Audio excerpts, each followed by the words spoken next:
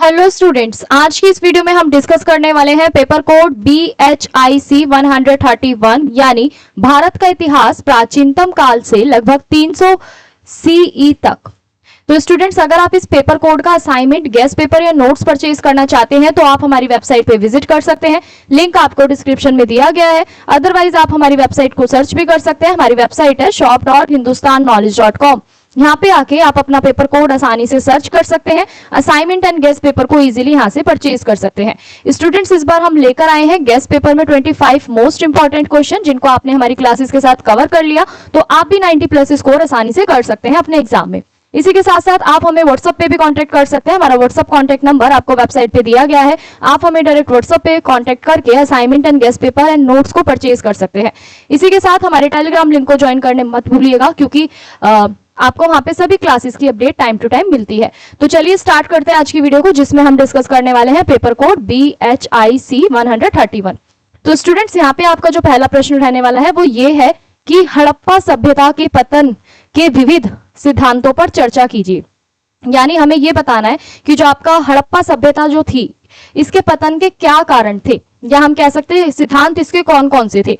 तो देखो, हड़प्पा सभ्यता आपकी सिंधु घाटी सभ्यता मानी जाती है। ठीक है, ये सबसे आपकी विश्व की सबसे प्राचीन नगरीय सभ्यताओं में से एक थी। इसका विकास लगभग आपका 2600 ईसा पूर्व से 19 ईसा पूर्व के बीच में आपका हुआ था। तो हड़प्पा, मोहनजोदड़ो, धोलावीरा, ठीक है, और आपका ये कालीबंगा और लोथल, इसके क्या थे, आपके प्रमुख नगर थे। तो ये सभ्यता आपकी सुव्यवस्थित नगरों, व्यापार, कृषि और शिल्प कला के लिए क्या थी, प्रसिद्ध थी। तो लगभग 19वीं ईसा पूर्व के बाद इसका पतन क्या हो गया था, होना शुरू हो गया था। तो इतिहासकारों और पूरा तत्वविदों ने इसके पतन के बहुत सारे कारण बताए। तो चलिए समझते हैं कि कौन कौन से आपके ऐसे कारण हैं या कौन कौन से आपके ऐसे सिद्धांत हैं जिनकी वजह से हड़प्पा सभ्यता का जो पतन है वो हुआ।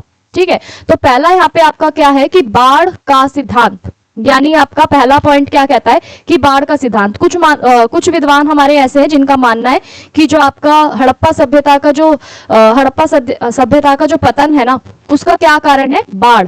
कुछ विद्वानों का मानना था कि हड़प्पा सभ्यता के प्रमुख नगर जो है ना, वो बार बार आने वाली बाढ़ से नष्ट हो जाते हैं या नष्ट हो गए हैं। मोहनजोदड़ो की जो खुदाई थी, खुदाई में भी आपका खुदाई में बाढ़ के द्वारा ना जमा की गई मिट्टी की कई ऐसी परतें हमें मिली।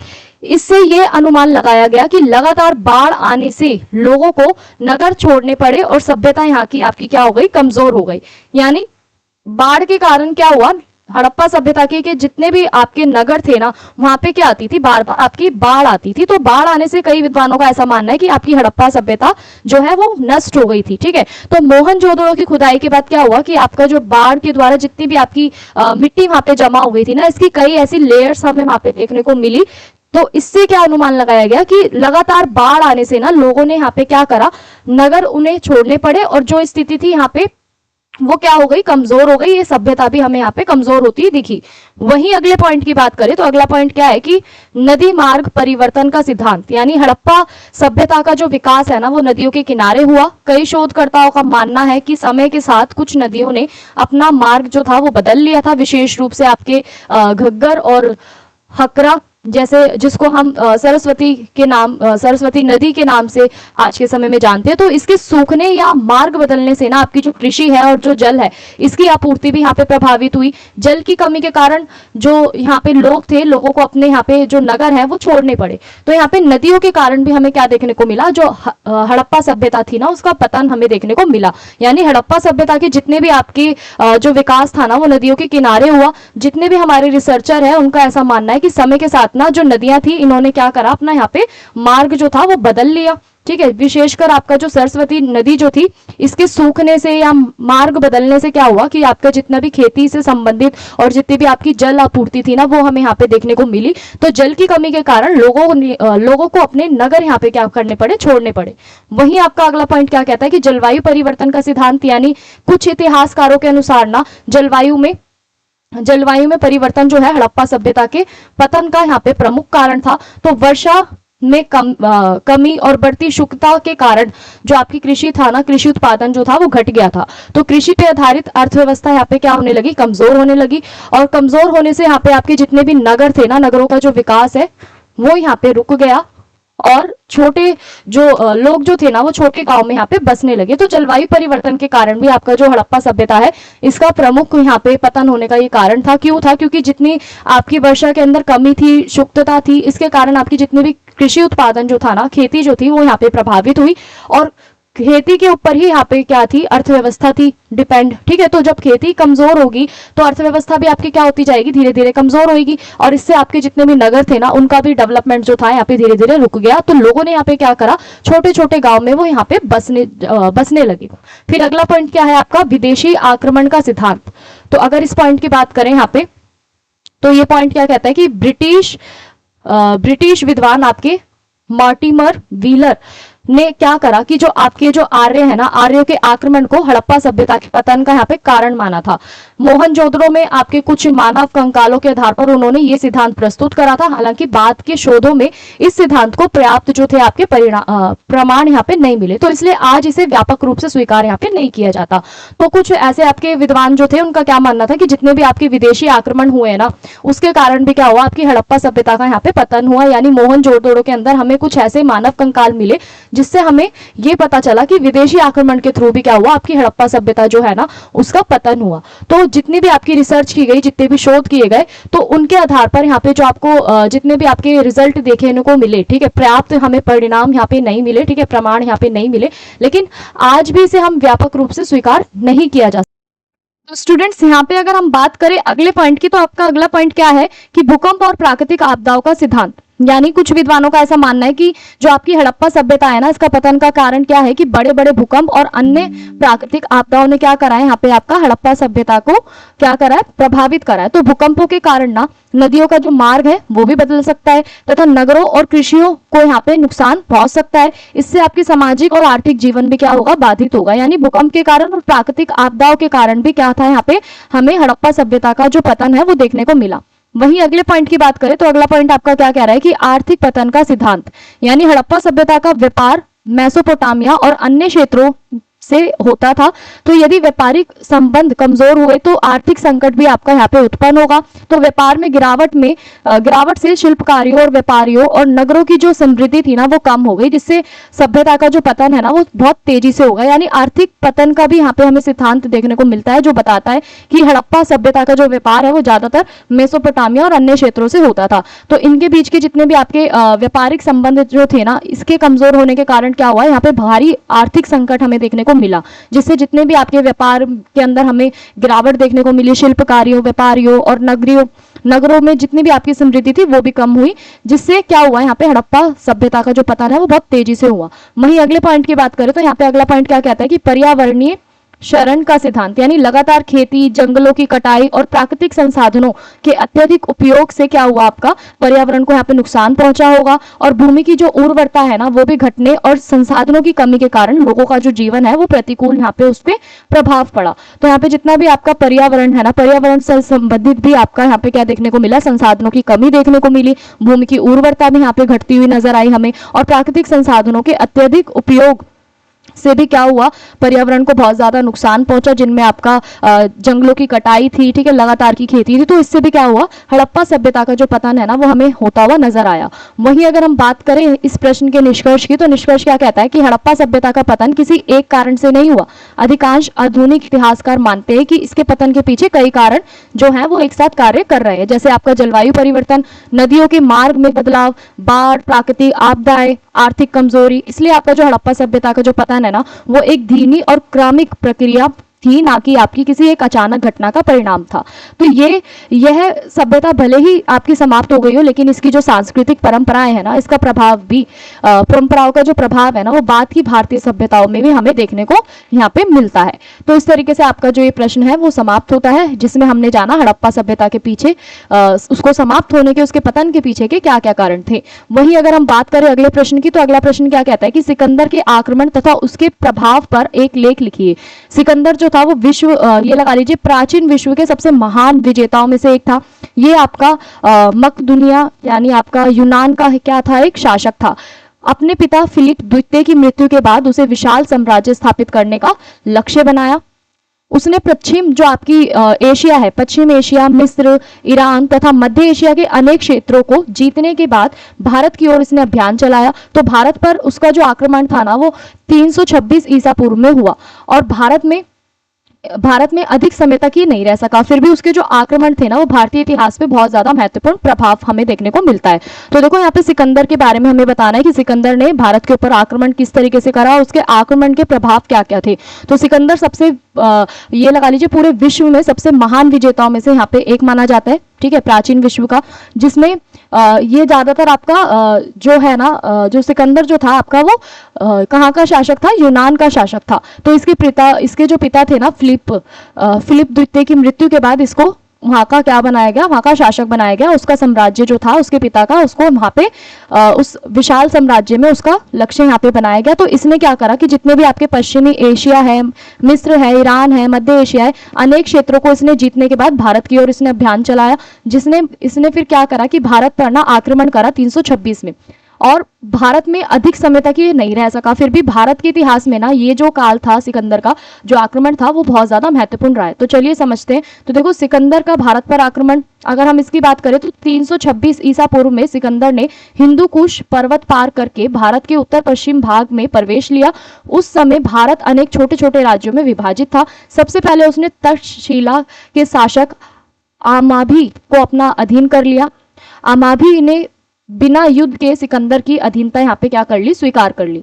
इसके बाद सिकंदर का सामना किसमें हुआ, सिकंदर का सामना झेलम और चिनाब नदियों के बीच स्थित राज्य के शासक राजा पोरस, जिसको हम पेरू से हुआ इनका, ठीक है। तो झेलम नदी के किनारे क्या हुआ कि झेलम नदी के किनारे ये प्रसिद्ध जो आपका हाई डेसिस पिच का जो युद्ध था ये चला, ठीक है। इस युद्ध में पोरस ने क्या करा कि अपनी वीरता के साथ इसने यहाँ पे मुकाबला करा। अंततः सिकंदर क्या हुआ, यहाँ पे विजयी हुआ। तो पोरस की जो बहादुरी थी ना उससे प्रभावित होकर सिकंदर ने उसका जो राज्य था उसे वापस लौटा दिया और अपना उसे क्या बना लिया, यहाँ पे सहयोग बना लिया। तो यहाँ पे क्या हुआ कि 300 ईसा पूर्वी में सिकंदर को ना यहाँ पे हिंदू कुश पर्वत पार करके उसने कहाँ पे प्रवेश करा, भारत के उत्तर और पश्चिमी इलाकों में, या हम कह सकते हैं भारत के उत्तर पश्चिमी भागों में उसने प्रवेश करा। और उस समय में भारत अनेक छोटे छोटे राज्यों में क्या था आपका डिवाइड था। तो उसने सबसे पहले कहाँ पे अपना शासक करा, सबसे पहले सिकंदर ने कहाँ पे अपना वो दिखाया, तक्षशिला पर। तक्षशिला के जो शासक थे ना अमाभी, ठीक है,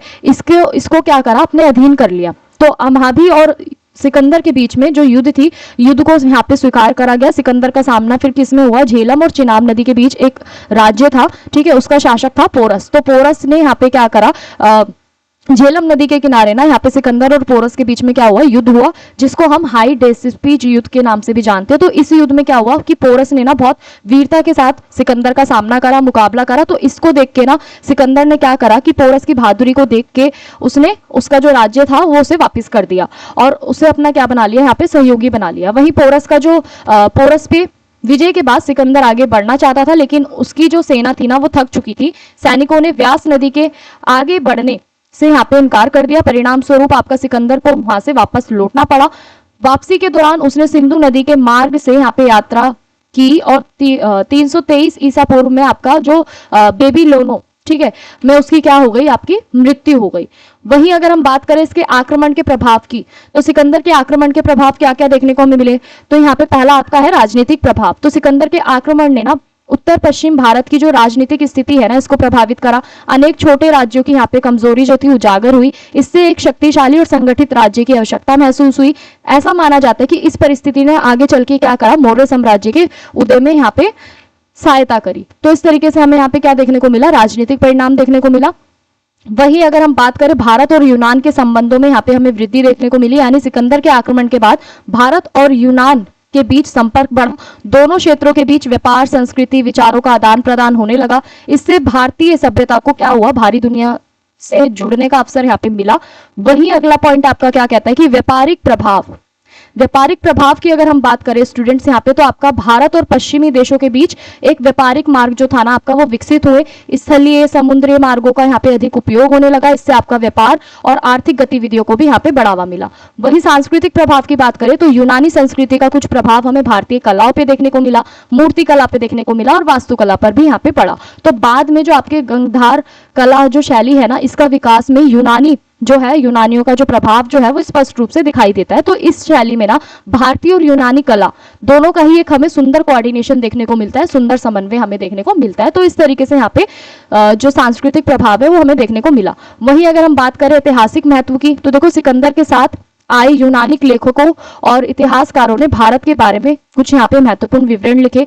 इन विवरणों से उस समय की जो भारतीय राजनीति है ना, समाज जो है, संस्कृति जो है, इसकी हमें जानकारी प्राप्त हुई। इसलिए उनका जो ऐतिहासिक महत्व जो था ना वो बहुत ज्यादा यहाँ पे अधिक हो गया। तो हमें इस तरीके से यहाँ पे ऐतिहासिक महत्व जो था वो देखने को मिला। यानी सिकंदर के साथ जितने भी आपके यूनानी लेखक थे, इतिहासकार थे, इन्होंने भारत के बारे में बहुत महत्वपूर्ण अपने विवरण लिखे। ठीक है, उन विवरणों में इन्होंने भारतीय राजनीति को भी बताया, समाज को भी बताया, संस्कृति को भी बताया, इन सब की इन्होंने जानकारी दी। तो इसलिए आपका जो ऐतिहासिक महत्व जो है वो भी बहुत ज्यादा हमें यहाँ पे देखने को मिलता है।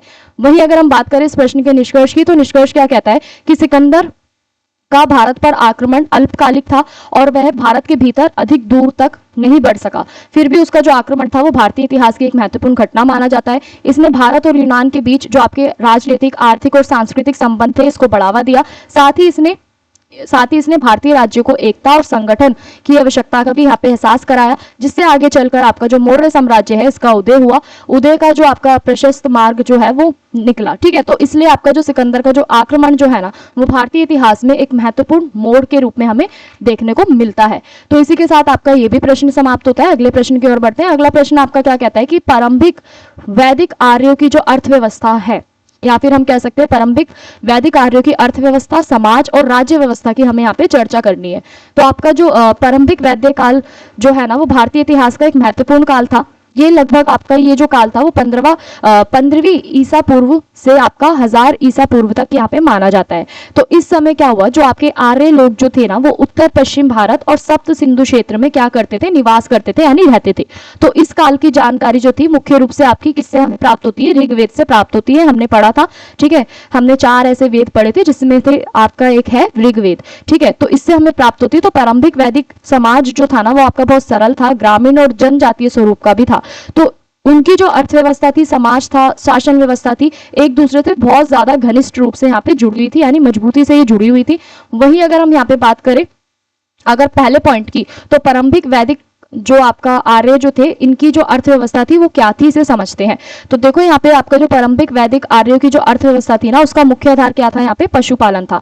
गाय को सबसे ज्यादा यहाँ पे महत्वपूर्ण संपत्ति माना जाता था। किसी व्यक्ति की समृद्धि का अनुमान भी उसके पास मौजूद गायों की संख्या से ही लगाया जाता था। तो गायों का उपयोग यहाँ पे दूध, घी, अन्य आवश्यक वस्तुओं के लिए किया जाता था। तो कृषि भी यहाँ पे आपकी धीरे धीरे क्या होती गई, महत्वपूर्ण होती जा रही थी। तो आर्य लोग जितने भी थे ना आपके, वो गेहूं, जो ये सारी फसलों की यहाँ पे खेती करते थे और खेती के लिए ना हल और बैलों का ही ज्यादातर ही उपयोग करते थे। हालांकि उस समय कुछ आपकी जो कृषि जो थी ना वो उतनी विकसित नहीं थी जितनी बाद में आपकी वैदिक काल में हुई।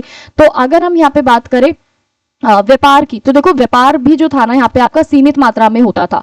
तो व्यापार में जितनी भी आपकी वस्तुएं थी ना उनका आदान प्रदान यहाँ पे मुख्य रूप से आपका वस्तु विनिमय प्रणाली के माध्यम से होता था। यानी लोग एक वस्तु के बदले उन्हें दूसरी वस्तु प्राप्त करते थे। यानी धातुओं का ज्ञान था, बट जो आपके जो सिक्के थे ना उनका यहाँ पे प्रचलन नहीं था। यानी आपकी जो मुद्रा थी, जो सिक्के जो थे वो नहीं चलाए जाते थे। तो हस्तशिल्प और विभिन्न जितने भी आपके व्यवसाय थे वो सारे आपको यहाँ पे देखने को मिले। जैसे आपका बढ़ाई है, लोहार है, रथ निर्माता है, कुम्हार है, बुनकर है, ये सारे आपको कारीगर जो थे वो समाज की आवश्यकताओं को पूरा करने के लिए क्या करते थे, यहाँ पे कार्य करते थे। तो इस तरीके से हमने यहाँ पे इस पॉइंट को समझा। वहीं अगर हम बात करें प्रारंभिक वैदिक काल प्रारंभिक वैदिक आर्यों का जो समाज था वो क्या था, तो देखो प्रारंभिक वैदिक समाज जो था ना वो सरल, अपेक्षाकृत समानता पर आधारित था। परिवार समाज की सभ्यता, परिवार जो था ना समाज की सबसे छोटी इकाई था। तो परिवार का जो मुख्य होता था यहाँ पे क्या होता था, कौन होता था, पिता होता था, जिसे परिवार के सभी सदस्य सम्मान देते थे। तो समाज में ना जो महिलाओं की जो स्थिति थी वो भी यहाँ पे सम्मानजनक थी। उन्हें शिक्षा प्राप्त करने, धार्मिक कार्यों में भाग लेने तथा सभा समिति जैसी जितनी भी आपकी संस्थाएं थी उसमें उपलब्ध होने का भी अधिकार था। तो विवाह एक यहाँ पे क्या था, आपका महत्वपूर्ण सामाजिक संस्था थी। और एक पत्नी जो थी ना, एक पत्नी प्रथा तथा यहाँ पे जो थी आपकी प्रचलित थी। यानी सामाजिक संस्था होने के साथ साथ आपका यहाँ पे जो एक ही पत्नी प्रथा जो थी वो यहाँ पे संचालित थी। यानी आप अपना जो पत्नी जो है वो एक ही पत्नी के साथ आप क्या करेंगे, अपना जीवन व्यतीत करेंगे। तो यहाँ पे ये व्यवस्था भी हमें देखने को मिली। वहीं अगर हम यहाँ पे बात करें, समाज को यहाँ पे 4 वर्णों में आपका बांटा गया, ब्राह्मण, क्षत्रिय, वैश्य, शूद्र, इन सब में यहाँ पे विभाजित किया गया। लेकिन ये जो विभाजन था ना वो प्रारंभिक व्यवस्था में कठोर नहीं था। व्यक्ति अपने कर्म और योग्यता के आधार पर ही क्या करता था, यहाँ पे समाज में प्रतिष्ठा प्राप्त कर सकता था। तो आर्य लोग जो थे ना वो आपके धार्मिक प्रवृत्ति के थे, वे प्राकृतिक की शक्तियों की पूजा करते थे, प्रकृति से मिलने वाली चीजों की, ठीक है। तो इंद्र, अग्नि, वरुण, सूर्य, उनके जो भी थे ना ये सारे कौन थे, आपके प्रमुख यहाँ पे दाता थे, या हम कह सकते हैं प्रमुख देवता थे। तो यज्ञ और मंत्रों का भी यहाँ पे हमें विशेष महत्व देखने को मिलता है। वहीं अगर हम अगले पॉइंट की बात करें तो यहाँ पे उस समय जो आपकी राज्य व्यवस्था थी तो वो कैसी थी। तो अगर हम यहाँ पे स्टूडेंट्स राज्य व्यवस्था की बात करें ना तो प्रारंभिक वैदिक काल में आपके जो शासन व्यवस्था थी ना वो जनजातीय स्वरूप की थी। तो राज्य को यहाँ पे क्या कहा जाता था, जन कहा जाता था, और उसका जो प्रमुख होता था वो यहाँ पे राजा होता था। तो राजा का प्रमुख कार्य क्या था कि जनता की रक्षा करना, न्याय प्रदान करना और शांति को यहाँ पे आपका बनाए रखना। तो राजा का जो पद था ना वो सामान्यतः आपका वंशानुगत होता था, ठीक है, लेकिन जो उसकी शक्ति थी वो निरंकुश नहीं थी। उसे जनता और विभिन्न संस्थाओं का यहाँ पे क्या करना पड़ता था, सहयोग करना पड़ता था। तो इस तरीके से वहां पे क्या थी, आपकी राज्य व्यवस्था थी उस समय। वहीं अगर हम बात करें सभा और समिति भी यहाँ पे आपकी दो महत्वपूर्ण राजनीतिक संस्थाएं थी, ठीक है। तो सभा जो थी ना वो प्रमुख और अनुभवी लोग उसमें क्या करते थे, भाग लेते थे आपका सभा के अंदर। वहीं समिति की बात करें तो समिति में आपकी सामान्य जनता होती थी जो पार्टिसिपेट करती थी, और ये संस्थाएं आपको राजा को क्या करती थी, सलाह देती थी और उसके कार्य पे कंट्रोल भी रखती थी। तो राजा की सहायता के लिए यहाँ पे पुरोहित, सेनानी और अन्य अधिकारी भी होते थे। तो सेना जो थी ना, सेना का मुख्य उद्देश्य क्या था, सिर्फ आपके भारी आक्रमणों से सुरक्षा करना। तो वहीं अगर हम बात करें इस प्रश्न के निष्कर्ष की, तो निष्कर्ष क्या कहता है कि निष्कर्ष के रूप में हम कहा जा सकता है कि प्रारंभिक वैदिक जो आर्य थे ना इनकी अर्थव्यवस्था मुख्य रूप से आपकी पशुपालन पर और खेती पर ही डिपेंड थी, आधारित थी। तो उनका जो समाज था वो सरल था, संगठित था, अपेक्षाकृत यहाँ पे समानतापूर्ण भी था। जबकि आपकी जो राज्य व्यवस्था थी वो जनजातीय और लोकतांत्रिक तत्वों से क्या थी, युक्त थी। तो यही व्यवस्था आगे चलकर आपकी भारतीय सभ्यता और संस्कृति के विकास का भी क्या बन गई थी, आधार बन गई थी। तो स्टूडेंट्स ये था आपका इस प्रश्न का निष्कर्ष। अब हम आगे बढ़ते हैं। अगला प्रश्न जो है आपका वो ये है कि दक्कन और तमिल हम के प्रारंभिक राज्यों का प्रारंभिक राज्य निर्माण पर एक लेख लिखिए। तो देखो पश्चिम हम कह सकते हैं जो आपके प्राचीन जो थे ना, प्राचीन भारत में जो आपका दक्कन और तमिल हम जो क्षेत्र थे ये राज्य निर्माण की प्रक्रिया और उत्तर भारत से कुछ भिन्न थी। यहाँ के जितने भी आपके प्रारंभिक राज्यों का जो विकास था वो सामाजिक, है ना, आर्थिक और राजनीतिक तथा आपका सांस्कृतिक परिवर्तनों के परिणाम स्वरूप ही हुआ। तो कृषि के विस्तार, व्यापार की वृद्धि और लोहा उपकरणों के कारण या हम कह सकते हैं उनके उपयोग तथा स्थानीय प्रमुख की शक्तियां जो थी उसमें भी वृद्धि हमें देखने को मिली। तो राज्य निर्माण में ना आपकी यहाँ पे महत्वपूर्ण हमें भूमिका निभाई, ठीक है। तो दक्कन और तमिल हम के जितने भी प्रारंभिक राज्य थे ना वो दक्षिण भारत के इतिहास को एक नई दिशा प्रदान करते हैं। तो चलिए समझते हैं ये किस तरीके से यहाँ पे आपकी नई दिशा जो है इतिहास को प्रदान करते हैं। तो देखो पहला पॉइंट क्या कहता है कि दक्कन में आपके जितने भी प्रारंभिक राज्य निर्माण थे वो किस तरीके से हुए। तो पहला पॉइंट आपका यहाँ पे क्या कहता है कि दक्कन क्षेत्र में ना प्रारंभिक राज्यों का जो निर्माण था लगभग आपका ईसा पूर्व पहली सहस्त्राब्दी के उत्तरार्ध में हुआ, ठीक है। तो इस क्षेत्र में ना कृषि का जो विस्तार होने लगा, लोहे के यहाँ पे आपके औजारों का यहाँ पे उपयोग बढ़ा, इससे उत्पादन में वृद्धि हुई तथा स्थायी बस्तियों का भी यहाँ पे विकास हुआ। तो दक्कन में अनेक आपकी जनजातीय समूह रहते थे, ठीक है। समय के साथ उनमें से ना कुछ आपके ऐसे शक्तिशाली मुखियाओं ने क्या करा, अपने अधिकार क्षेत्र का यहाँ पे विस्तार करा, छोटे छोटे राज्यों की इन्होंने यहाँ पे स्थापना करी। व्यापारिक मार्गों के विकास ने भी जो राज्य का जो निर्माण था इसको बढ़ावा दिया। दक्कन उत्तर भारत और दक्षिण भारत के बीच में एक महत्वपूर्ण जो संपर्क था वो इस क्षेत्र का था, इसलिए यहाँ का जो व्यापार जो था ना वो बहुत तेजी से बढ़ रहा था। वही अगर हम बात करें अगले पैरा की, तो देखो यहाँ पे इसमें क्या समझाया कि जो दक्कन था ना, दक्कन के जितने भी आपके प्रारंभिक राज्य थे उनमें से सबसे महत्वपूर्ण आपका राज्य कौन सा था, सातवाहन वंश, ठीक है। तो सातवाहनों ने लगभग पहली शताब्दी ईसा पूर्व से तीसरी शताब्दी ईसा पूर्व तक इन्होंने क्या करा, शासन करा। उनकी जो राजधानी थी ना वो प्रतिष्ठान यानी आपका पैठन थी। तो इन्होंने अपने व्यापार को ज्यादा से ज्यादा यहाँ पे प्रोत्साहन दिया। एक संगठित प्रशासन जो आपकी व्यवस्था थी इसको भी विकसित करा। सातवाहन शासकों ने अपनी भूमि दान की परंपरा को भी यहाँ पे बढ़ावा दिया। तो जिससे आपकी जो धार्मिक जो संस्थाएं थी ना और जो आपके स्थानीय प्रशासन थे इन्हें भी यहाँ पे हमें मजबूती देखने को मिली। तो बेसिकली यहाँ पे दक्कन का जो प्रारंभिक राज्य जो थे ना ये ज्यादातर यहाँ पे महत्वपूर्ण माने गए, जिनमें से आपका एक था सतवाहन, ठीक है। सतवाहन वंश जो था आपका यहाँ पे महत्वपूर्ण था।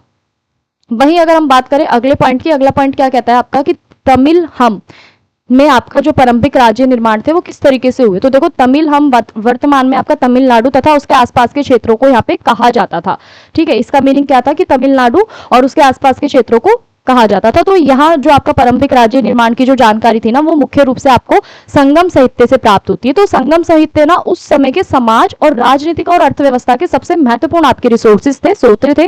तो तमिल हम में ना आपके 3 प्रमुख राजवंशों का हमें उल्लेख मिलता है। पहला है आपका चोल, फिर है चेर और उसके बाद है आपका पांडव। ठीक है, तो ये तीनों क्या है आपके यहाँ के जो तमिल हम के जो राजवंश है, इन तीनों जो थे यहाँ पे आपके मेन थे, प्रमुख थे। तो इन्हें मूवेंदर अर्थात यहाँ पे 3 महान शासक भी कहा जाता था। तो इन राजवंशों ने ना विभिन्न क्षेत्रों पर अपना शासन किया, अपने प्रभाव जो थे उसका भी इन्होंने यहाँ पे क्या किया, विस्तार किया। तो वहीं आपका अगला पैराग्राफ क्या कहता है कि तमिल क्षेत्र में ना आपका कृषि विशेषकर आपकी ज्यादातर किसकी होती थी, धान की खेती होती थी। तो राज्य निर्माण का ये आधार बनी। नदी और जलाशयों के माध्यम से यहाँ पे सिंचाई व्यवस्था भी विकसित हुई, जिससे आपका खेती का उत्पादन बढ़ा। इसके साथ ही आपका जो समुद्री जो व्यापार है ना, इसने भी यहाँ पे महत्वपूर्ण भूमिका निभाई। तमिल बंदरगाहों से यहाँ पे आपका रोमन साम्राज्य सहित अन्य देशों के साथ यहाँ पे व्यापार होता था।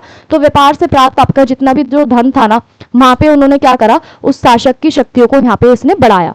तो यही अगर हम बात करें स्थानीय सरदारों की और मुखियों की, तो यहाँ पे इन्हें क्या बोला जाता था, वेलियर बोला जाता था, जितने भी आपके स्थानीय सरदार थे और जो मुखिया थे। तो ये शासकों के सहयोगी होते थे। ठीक है, प्रशासनिक व्यवस्था में भी ये महत्वपूर्ण भूमिका निभाते थे। जैसे आपका युद्ध है, टैक्स कलेक्ट करना, यानी आपका जो आपका कर जो है उसे संग्रहण करना है। व्यापारिक नियंत्रण के माध्यम से इन्होंने क्या करा, राजाओं ने अपनी शक्ति को यहाँ पे मजबूत किया। वहीं अगर हम यहाँ पे बात करें तो इन राज्यों के निर्माण के पीछे के मुख्य कारण क्या थे, तो इसको भी समझते हैं। तो देखो, पहला यहाँ पे कारण क्या था कि कृषि का उत्पादन में यहाँ पे धीरे धीरे वृद्धि हो रही थी। लोहे के जो औजार थे इनका उपयोग होना शुरू हो गया था। ठीक है, व्यापार और वाणिज्य का भी विकास हुआ। स्थानीय मुखियों की जो शक्ति थी इसमें भी हमें वृद्धि देखने को मिली। कर व्यवस्था का विकास देखने को मिला। धार्मिक और सांस्कृतिक संस्थाएं जो थी इनका भी हमें संरक्षण देखने को मिला। तो इस तरीके से यहाँ पे जितने भी आपके राज्य थे इनका निर्माण जो था वो होना शुरू हो गया। वहीं अगर हम बात करें इस प्रश्न के निष्कर्ष की, तो आपका जो दक्कन है और जो आपका तमिल हम है, इसमें आपके प्रारंभिक राज्य निर्माण की एक क्रमिक प्रक्रिया थी, जो आपका कृषि, व्यापार, तकनीकी विकास और राजनीतिक संगठन के कारण यहाँ पे आपकी संभव हुई। तो दक्कन में आपके सतवाहन जैसी जितनी भी आपकी शक्तिशाली राज्य तथा आपका तमिल हम में जो आपका चोल है, चेर है, पांडे वंश जो थे आपके, इन सबका क्या हुआ, धीरे धीरे उदय हुआ। दक्षिण भारत के इतिहास में जितनी भी आपकी महत्वपूर्ण घटनाएं थी, तो इन राज्यों ने क्या करा, उसके प्रशासन को, व्यापार को, संस्कृति को और सामाजिक संगठनों के भी विकास में इन्होंने यहाँ पे महत्वपूर्ण योगदान दिया। और तथा जो भी आपका दक्षिण भारत की जो राजनीति जो थी ना, उसकी भी नींव को यहाँ पे क्या करा, मजबूत किया।